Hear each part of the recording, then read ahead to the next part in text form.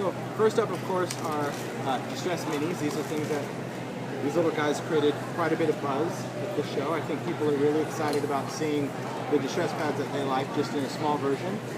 A couple of the features to point out about the distress minis is that it is the same ink, the same felt, everything is what's in a large distress pad. One of the things also is the stackable case. I wanted a case that would lock together. So when you store these minis, you don't have to worry about them shuffling around in the bag or that the lids fall off. So that was really important. Of course, if you want to label them, we have downloadable labels on our website, rangerink.com. So you can print the small labels that go on the sides of your minis so you can see what colors they are. Some cool things, that raised felt. This was also really important for this. That's why I needed that same felt, because you can still use this to go around the edges of things, go on the edges of canvas or burlap or anything that you want.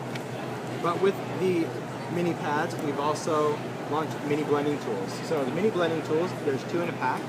It's a small, just shy of an 1.25 inch diameter. And what's great about this is that it now has a circular pad. So these are great for smaller projects. It wouldn't be necessarily to blend a big background. If I was going to blend an entire tag, I would still go in with my regular blending tool. Okay? These are really important because this is what's going to give us that surface coverage, that much larger area. But if I'm doing small things, maybe I want to do the edge of a card or something like that, I can just go in with this, and it gives me the ability to quickly go around the edge of things and give me that really light application. Just a little easier to control for smaller projects. If you have die cut shapes or chipboard alphabets or anything like that, you can also get into those small areas. Now, one of my favorite features though about the mini blending tool is its ability to blend. So let's take our wood grain stencil. We'll take that down. And let's take a couple of colors from our mini. I can go in with this, I can tap this on. Now the mini blending tool, because it's just that rounded foam, is going to allow me to go in and pounce with this tool. So something we've not been able to do with the previous blending tool, because the previous blending tool, if you use it this way, you're going to get those lines and those edges.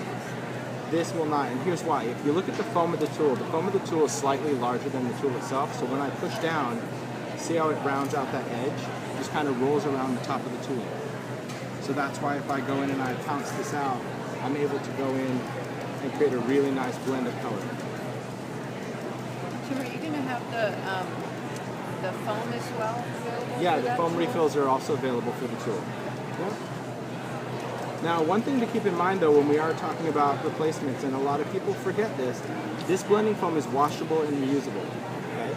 Until it disintegrates, which would be many, many months, probably years for most crafters, you can just continue to use it. So even if you have dried distress paint on it or ink, you can wash these with soap and water, and you can reuse them. So here's kind of the blendability factor of that I like. So here I'm able to use many shades of that. You can see it in true color. So you can really get the depth and that highlight of that. So that's what I like about it. Let's go back into LED. So if I want to work with paint through a stencil, like I'll use this one, maybe we'll go in with some distress paint.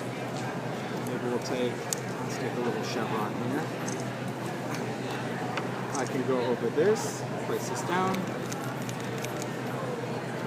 put this on my craft sheet. If you want to mix different colors of paint, we can do the same thing. Distress paint, remember, is very, very fluid paint. So what this is going to allow is I can pick up some of this paint, and same thing, I can just go through here, and I can pounce this out. So instead of using a paintbrush or trying to go direct from my dabber, I can just use this. And you can still use the large blending tool, but like I said, this is just going to give us a softer edge on the outside. So I guess if I was going to go all over something, I might use a large blending tool, but the mini one, really nice for this. Just lets you fade that out. It's cool. I know, so when you see it, you're like, wow, that's really easy to do. All right, let me just wipe this off. Okay. Other things we can do with distress paint. So distress paint, of course, we launched 13 new colors. So these are the 13 remaining colors when we talk about new. These were the ones that now completely finished the distress paint line. Colors like peacock feathers that everyone seems to have waited for. Save the best for last, right? But distress paint, keep in mind that this is a multi-surface paint that will work on paper, chipboard, grunge board, fabric, metal, glass. It's completely permanent and washable. You don't need to add any mediums. You also don't need to heat set it. But it's really cool, like these are the new letterpress. These are the new wood letterpress from Ideology. So using it on wood, really cool. Normally if I'm gonna go and paint a letterpress, I'll just take this, sand it with the sanding grip because I like the distressed look, but this is stained, so they come in all these different stain finishes in one pack. You don't need to sand it if you don't want to, but I like kind of that distressed look. If you want to paint it, let's pick a lighter. I'm just going to take some distressed paint, and I'm going to paint my letterpress like this. So instead of using a brush or trying to dab over the top of it, you're just going to be able to coat a layer right over the top of it.